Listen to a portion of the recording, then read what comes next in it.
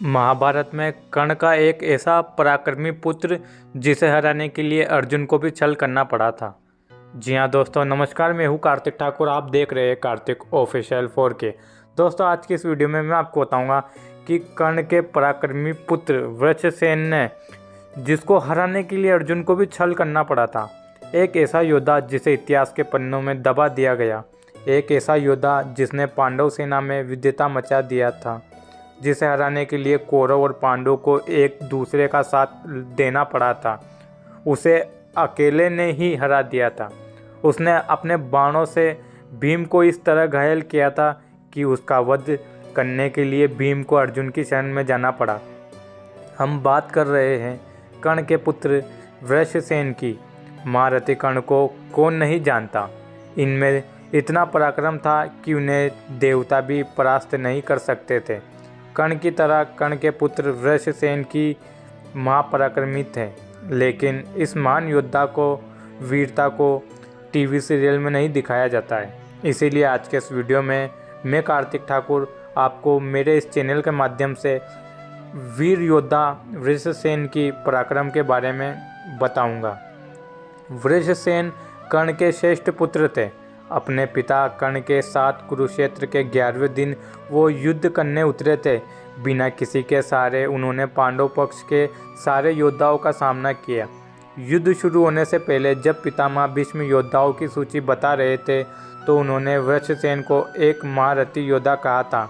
जिन योद्धाओं को वृषसेन ने हराया, उनमें सबसे पहला नाम पांचाल राज द्रुपद का है।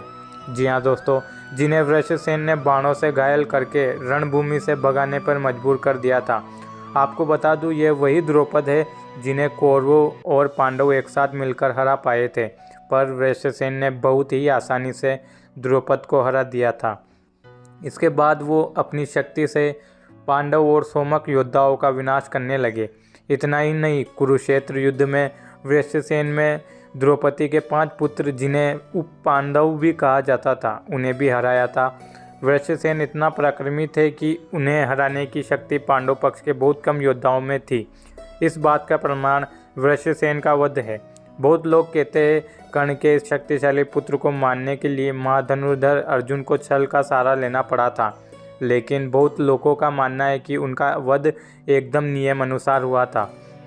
तो दोस्तों, चलिए जानते हैं कैसे हुआ था उनका वध। यह बात उसके 17वें दिन की है, जब वृषसेन महापराक्रम के साथ युद्ध कर रहे थे। वृषसेन और नकुल के बीच एक महाभयंकर युद्ध चल रहा था। उस युद्ध में वीर वृषसेन ने नकुल का धनुष काट दिया। तब नकुल एक तलवार उठाकर बड़े वेग से वृषसेन की ओर दौड़े। तब वृषसेन ने अपने तीरों से नकुल की तलवार को काट दिया। इस प्रकार बहुत ही आसानी से वृषसेन ने नकुल को परास्त कर दिया। तब नकुल अर्जुन के सामने ही तुरंत भागकर भीम के रथ पर चढ़ गए। यह देखकर वृषसेन बहुत क्रोधित हो उठे और अपने बाणों से नकुल और भीमसेन को घायल कर दिया। इसके बाद वृषसेन ने नकुल और भीम के सारे अस्त्र काट दिए। वृषसेन के पराक्रम के आगे महाबली भीम भी टिक नहीं पाए। वो अर्जुन के पास मदद के लिए गए। भीम ने अर्जुन से कहा, देखो अर्जुन, नकुल वृषसेन के बाणों से बहुत घायल हो चुका है। कर्ण का यह पराक्रमी पुत्र हमारे सेना का भारी विद्याता कर रहा है। तुम उसे जल्द ही मार डालो, नहीं तो वो हमारे सेना के नामो निशान मिटा देगा। यह सुनकर अर्जुन, नकुल और नकुल का पुत्र शांतनिक एक साथ वृषसेन को घेर लिए, पर वृषसेन इतना पराक्रमी था कि उन्होंने अकेले ही अपने बाणों से सबको घायल कर दिया। उन्होंने 3 बाणों से नकुल को, 12 बाणों से श्री कृष्ण को और 3 बाणों से शांतनिक को घायल कर दिया। वृषसेन ने अर्जुन को भी कई सारे बाण मारे। वृषसेन का पराक्रम देख सारी कौरव सेना वृषसेन का जय जयकार करने लगी। वृषसेन से घायल होकर अर्जुन बहुत क्रोधित हो उठे। उन्होंने वृषसेन पर 10 बाण छोड़े, जिससे उनका धनुष, दोनों भुजाएं और मस्तक कट गया। वृषसेन और अर्जुन का युद्ध देखकर क्या आपको लगता है अर्जुन ने छल से वृषसेन का वध किया था?